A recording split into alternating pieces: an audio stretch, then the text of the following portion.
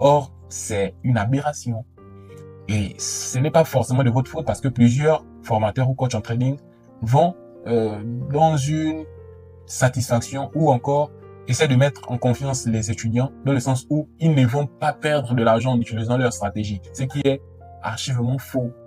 Or, l'information qu'ils devraient vous donner est que, quelle que soit l'application de la stratégie, quelle que soit la perfection de la stratégie, vous aurez des moments de perte et des moments de gain.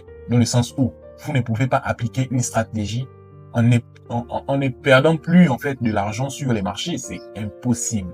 Donc, votre stratégie que vous avez appris doit être basée sur des probabilités.